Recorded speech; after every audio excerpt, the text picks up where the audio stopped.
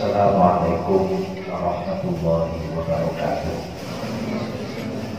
Bismillahirrahmanirrahim. Alhamdulillahirabbil alamin wa bihi nasta'inu ala umuri waddin. Zamzam mahrus ingkang kawula mulyakaken, Ibu Nyai Nurhana ingkang kawula mulyakaken, keluarga besar Mbah Kiai Makin ingkang kawula mulyakaken, panjenenganipun Gus Muhammad ingkang wau sampun dipun sebat piyantun ingkang kereng akhire dados keamanan.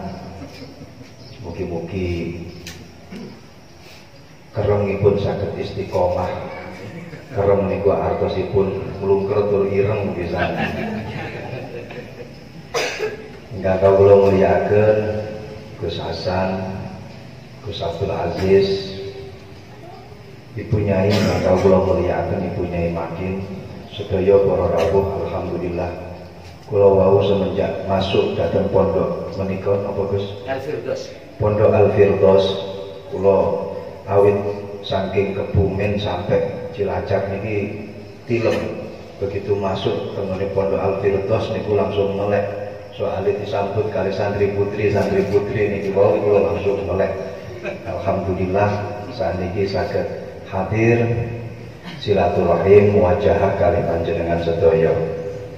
Kula mboten saged matur napa-napa niki mengke ingkang paring atur ingkang paring mauidhah ingkang nyreseti dhateng manah kita sedaya panjenenganipun Rama Kyai Haji Hasan Syukri Zamzami Mahrus. Kawula namung sebagai pemanasan kemawon, sebagai muqaddimah kemawon. Wonten setunggalipun kaidah niki kaidah arab sanes kaidah fikih napa sanes kaidah usul fikih. Kullu syai'in fid dunya qad syarafa bima humil. Wonten ingkang maca kullu syai'in fid dunya qad syarafa bima hamal.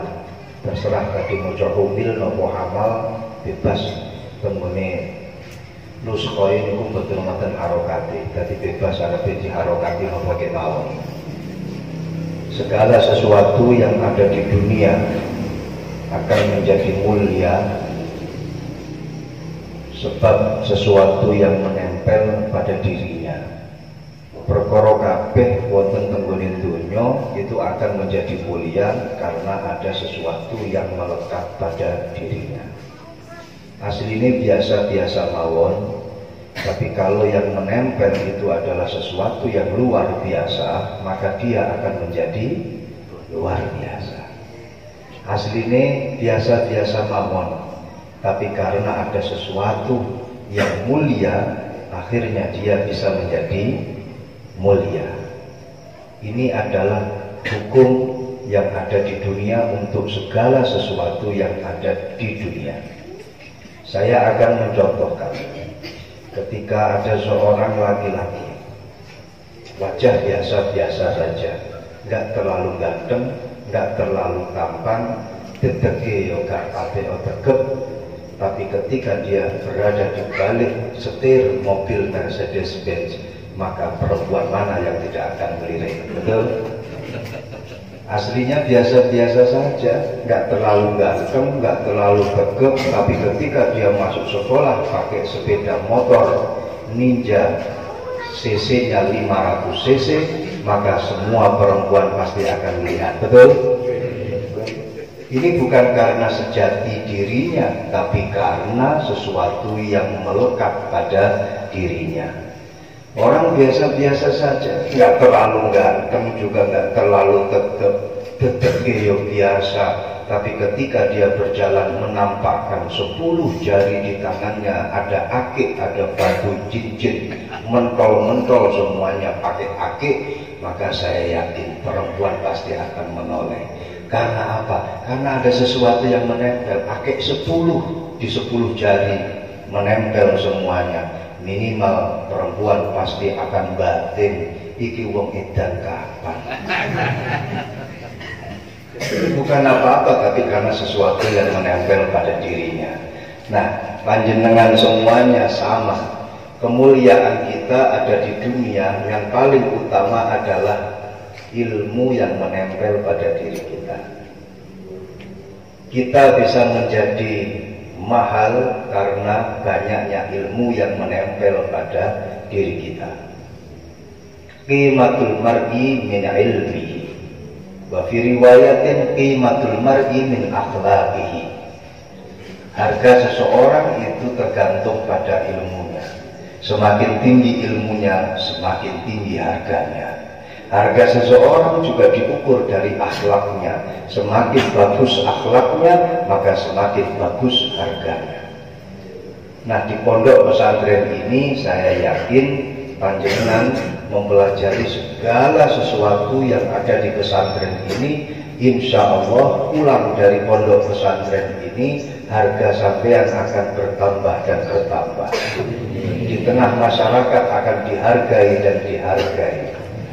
Oleh siapa saja akan diangkat dan diangkat harga serta martabatnya. Amin ya rabbal alamin. Saya yakin dulu ketika sebelum mondok ngelamar semua anak-anak tetangga ditolak. Mungkin ketika panjenengan pulang dari pondok, semua anak tetangga balik antri untuk menjadi pendamping panjenengan semuanya. Ini bukan karena apa-apa, tapi karena ilmu yang kalian dapatkan. Segala sesuatu yang ada di pondok pesantren ini adalah wasilah tarbiyah. Segala sesuatu yang ada fil ma'had, kullu syai'in fil ma'had wasilah tarbiyah. Semua yang kalian lakukan, semua fasilitas yang ada di pondok pesantren itu adalah media pembelajaran untuk kalian.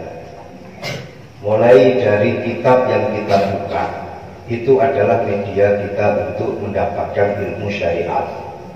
Apa yang panjenengan lihat dari Gus Muhammad itu adalah bagian daripada wasilah tarbiyah. Yang khidmah di kandang sapi juga termasuk wasilah tarbiyah. Yang khidmah di kandang ayam itu pun juga wasilah tarbiyah. Jalan untuk mendapatkan barokah di pondok pesantren banyak. Yang penting dia mau berusaha, dia mau bergerak, insya Allah akan bisa mendapatkan barokahnya. Ada satu kaidah yang disampaikan oleh Syekh Muhammad Ba'udhan, al-barakatu la tujadu illa bil jiddi wal harakah. Barokah itu tidak bisa kita dapatkan kecuali dengan bersungguh-sungguh dan berusaha. Bersungguh-sungguh dan berusaha. Jadi jangan kalian menganggap sing penting aku mondok tak turu wae. Mulai mesti oleh barokah. Hayhata hayhatal aqiq. Itu namanya mimpi. Pengen menjadi orang yang alim, barokah ilmunya, tapi di pondok pesantren tidur, nggak pernah ngapa-ngapain, pasti dia tidak akan mendapatkan apa-apa. Karena barokah itu bisa kita dapatkan biljiddi wal harakah. Ini harus kita pegang. Sehingga kalau ada di pondok pesantren, kalian harus bergerak dan bergerak, berusaha. Apapun yang panjenengan lakukan di pondok pesantren ini bisa membawakan berkah untuk panjenengan. Jenengan nggak usah khawatir. Di pondok pesantren setiap detiknya apapun yang kalian lakukan ini pasti ada manfaat, pasti ada pahala dari Allah Subhanahu wa taala. Sekarang saya akan mengilustrasikan. Thalabul ilmi fardhatun ala kulli muslimin. Hadis masyhur. Mencari ilmu hukumnya sangat wajib untuk semua orang muslim. Ya kan? Kalau sudah di dalam agama dikatakan thalabul ilmi adalah fardhatun ala kulli muslimin, berarti mencari ilmu itu hukumnya fardu, berarti mencari ilmu itu adalah bentuk daripada ibadah.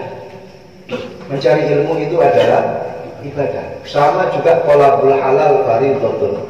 Mencari makanan yang halal itu adalah ibadah. Berarti kerja juga adalah ibadah. Tapi kita fokus pada masalah mencari ilmu. Mencari ilmu itu adalah ibadah.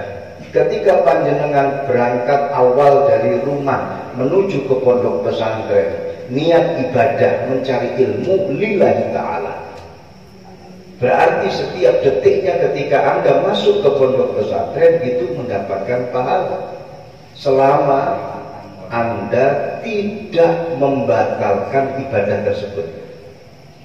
Saya akan mengkiaskan dengan ibadah-ibadah yang lainnya.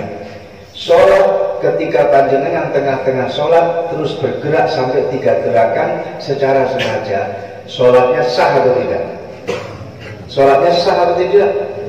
Tidak sah. Ketika panjenengan berpuasa, di tengah-tengah puasa panjenengan makan secara sengaja, puasanya batal atau tidak? Batal. Ketika panjenengan berada di pondok pesantren, awal sudah niat thalabul ilmi, tapi di tengah-tengah pesantren panjenengan males, kemudian keluar dari pesantren, keluar dari jalur mencari ilmu, kira-kira ibadahnya batal nggak? Batal nggak? Makanya sering-sering untuk memulai meniatkan lagi mencari ilmu. Tajdidun niyat fi kulli yaum. Tajdidun niyat fi thalabil ilmi. Selalu memperbaharui niat untuk mencari ilmu setiap harinya. Khawatir ada satu perkara yang bisa membatalkan ibadah thalabul ilmi kalian. Di sini itu kalau sudah dikatakan kalian berada dalam posisi orang yang sedang beribadah, pondok pesantren itu adalah termasuk bagian daripada taman surganya Allah. Ini sudah termasuk taman surganya Allah. Ada satu hadis, idza marartum biriyadil jannah farta'un. Ketika kalian berjalan dan melewati taman surganya Allah, maka ramaikanlah, masuk ke dalam, ramaikanlah taman surganya Allah itu. Para sahabat ketika mendengar Rasulullah dawuh seperti itu, akhirnya bertanya dalam hati, taman surganya Allah itu ada di dunia ternyata, tapi di mana? Apakah ada di Cilacap, di Tambak Sari?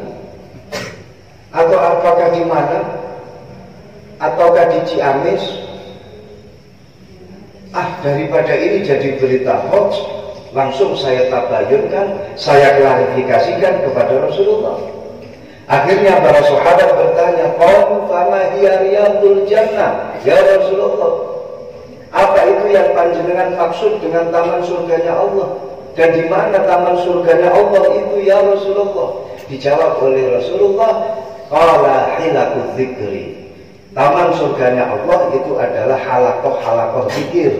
Tapi para muhaddisun itu mengatakan tafsiran daripada hilaquz dzikri maknanya adalah hilaqut ta'lim wa ta'allum, ay majalisut ta'lim wa ta'allum. Ini adalah syarah yang mu'tamad dari hadis yang diriwayatkan oleh Imam Tirmidzi, wa hadza hadisun hasan. Jadi majelis taklim ini yang dimaksud oleh Rasulullah sebagai taman surganya Allah. Artinya ketika panjenengan berada di pondok pesantren, ini panjenengan berada di taman surganya Allah. Apapun yang panjenengan lakukan di pondok pesantren, ini kalian melakukan segala aktivitas kalian di taman surganya Allah. Mulai mangan tangene surga, ngombe nang surga, turunan surga, sampai ngiler barang juga ngiler di surga semuanya. Maka dari itu panjenengan sungguh betul-betul merugi kalau seandainya tidak betah di pondok pesantren. Barang siapa yang merasa tidak betah di pondok pesantren, berarti dia masih belum bisa mencium bau surganya Allah yang ada di dunia, yaitu pondok pesantren. Makanya tetap semangat berada di pondok pesantren, mulai cilik sampai besar di pesantren, mulai nom sampai tuwek di pondok pesantren, lah isok rabi di pondok pesantren. Gus Muhammad siap untuk mengakati antara kalian dengan santri-santri putri. Saya sebagai mak jomblang, jangan lupa Gus 10% 10% bagian. Saya ini selalu mempromosikan santri kalau bisa nikah sama santri, khususnya santri putri kalau bisa menikah sama santri putra. Kalau santri putra mau menikah dengan perempuan dan bisa menyantrikan, bagus, itu namanya menciptakan genetik baru. Tapi kalau santri putri kalau bisa yang mengayomi itu adalah orang-orang santri. Teringat dengan satu yang dalil yang ada di dalam kitab Alfiyah, wa fid dhamiri la yaji'ul munfasil idza ta'atta ay yaji'al muttasil. Dalam masalah dhamir, wa fid dhamiri, dalam masalah dhamir di sini kita maknai sebagai hati. Wa fid dhamiri, dalam masalah hati, la yaji'ul munfasil, jangan sampai datang dhamir munfasil, terpisah dari pondok pesantren kita. Idza ta'atta ayyaji al-muttasil, ketika masih ada orang yang ittisal sanadnya dengan kita. Dalam masalah jodoh sama seperti itu. Kalau di pondok Al-Firdaus ini masih ada jodoh kita, kenapa kita harus cari jodoh di pondok pesantren lain? Ini makanya nggak usah jauh-jauh, Gus Muhammad ini siap untuk mengakati panjenengan semuanya. Di zaman milenial ini harus kita jaga betul keluarga kita, mulai dari kita mencari jodoh. Qu anfusakum wa ahlikum nara. Kita harus betul-betul menjaga, mulai dari kita membuat satu hubungan rumah tangga. Ini harus ada di dalam benak kalian. Seorang santri di zaman sekarang ini nggak cukup kalau cuman hanya sekedar melulu saja untuk sekedar mengaji, tapi tanpa melihat bagaimana yang terjadi di sekitarnya. Dawuhnya Nabi Ibrahim, ini Nabi Ibrahim yang dawuh. Saya pun juga bertanya-tanya, kok yang ngerti lah ini dawuh Nabi Ibrahim. Tapi di situ tertulis waqala Ibrahim alaihi salam alal akil ayyakuna lahu alal akil ayyakuna arifan bizamanihi wa mustaqbilan fi sya'nihi wa arifan bi rabbih. Ini dawuh yang sangat-sangat langka. Tidak saya tuturkan di tempat manapun dan jarang saya tuturkan di manapun, hanya di tempat ini saya tuturkan karena ini bocoran rahasia dari Nabi Ibrahim. Sallallahu Muhammad. Al-adil ayyakuna arifan bisanani. Orang yang berakal itu harus mengetahui keadaan zamannya. Ya. Orang yang berakal harus mengetahui keadaan zamannya.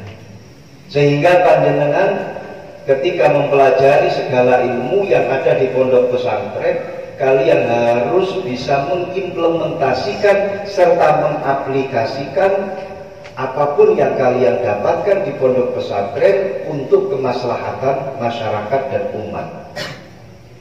Cocok dengan apa yang didahulukan oleh Sayyidina Ali karramallahu wajhah, al-faqihu man al-haqiqi man yuzawwiju bainal haqqi wal waqi'.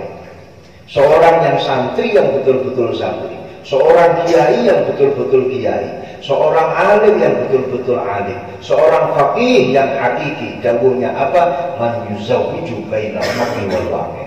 Dia orang yang bisa mengkombinasikan, mengkolaborasikan, menerapkan ilmu yang dia dapatkan ketika dia belajar, diterapkan di mana? Dengan realita masyarakat setempat. Ini arifan bizamani. Yang kedua, katanya Nabi Ibrahim, wa mustaqbilan fi sya'ni. Dari tingkah lakunya itu betul-betul futuristik. Jadi berpikir ke arah depan, untuk kemaslahatan ke depan. Berpikirnya tidak hanya ke belakang, tapi juga berpikir ke depan. Apa yang bisa membuat kemaslahatan masyarakat ke depan? Seperti halnya yang dilakukan oleh Rasulullah Shallallahu Alaihi Wasallam hanya dengan mengganti nama Yathrib berubah menjadi Madinah dalam rangka agar masyarakatnya bisa tamadun dan tataran masyarakatnya menjadi masyarakat yang madani. Ini adalah bentuk daripada mustaqbilan fi sya'ni Rasulillah sallallahu alaihi wasallam. Jadi segala sesuatu dia tata dan dia punya pandangan ke depan. Aku lek notong ini kira-kira bagusnya bagaimana untuk ke depan. Ini selalu yang dijadikan prinsip para kiai untuk berpandangan, memberi hukum. Seperti ada Bagi Hasyim Asy'ari. Bagi Hasyim Asy'ari sampai punya jargon kubul waton minal iman, karena memang tahu bahwa butuh semangat heroik, butuh semangat kepahlawanan agar bisa meraih kemerdekaan. Kemudian muncullah jargon kubul waton minal iman. Jadi setiap apa yang dia katakan itu memiliki athar untuk kemaslahatan masa depan. Inilah seorang santri yang hakiki, segala tindak tanduknya ini bisa memiliki athar untuk kemaslahatan ke depan. Kemudian yang berikutnya adalah walaupun toh dia memiliki athar untuk kemaslahatan ke depan, walaupun toh dia tahu betul tentang perkembangan zaman, yang terakhir ditekankan oleh Nabi Ibrahim apa? Arifan bi rabbih, harus mengetahui sifat-sifatnya Allah, harus memahami sifat-sifatnya Allah, sehingga dimanapun dia berada, dia tidak akan pernah goyah dengan perkembangan zaman. Dia bisa menjadi komandan untuk merubah zaman, tapi dia tidak berubah karena perubahan zaman. Walaupun toh westernisasi ini merajalela, tapi dia tidak sampai masuk dalam sifat westernisasi karena dia berpegangan dengan prinsip seorang santri. Saya selalu mengatakan jadi santri sampai mati. Artinya di dalam diri kita jangan sampai lepas itu yang namanya identitas kita sebagai santri. Kita harus bangga menjadi santri. Walaupun SS-nya itu sampai S1, S2, sampai S27, tetap kita yang kita banggakan itu adalah identitas kita sebagai seorang santri. Karena santri inilah satu identitas yang akan membawakan kita maslahah fid dunya wal akhir. Karena identitas santri inilah yang bisa memberikan syafaat yang tersendiri untuk kita. Kalau seorang santri hormat kepada para kiai, hormat kepada para guru. Makanya kalau santri itu sebelum baca kitab, sebelum mau ngaji, itu pasti ila hadrati ila muallifi hadal kitab, ila hadrati ila muassisi hadal ma'had, ila hadrati ila jami'i masyayikhina al-fatihah. Kan seperti itu. Tapi kalau selain santri di sekolah-sekolah formal, saya tidak pernah dengar ila hadrati man allafa biologi, tidak ada. Saya tidak pernah mendengar ila hadrati man allafa matematika, man allafa hadal buku, hadal kitab, man allafa psikologi, man allafa fisika, tidak ada. Tapi kalau kita identitasnya ini adalah santri, tetap nyantol kepada para masyayikh kita. Maka dari itu apapun yang terjadi, walaupun toh dunia ini sampai berbolak-balik sampai 7 kali, kiamat sudah ada di depan kita, jangan sampai kita ini lelah untuk mengatakan diri kita ini adalah santri. Mati urip pokoknya jadi santri, mati urip pokoknya melu kiai. Siapa kita? Santri. Alhamdulillah.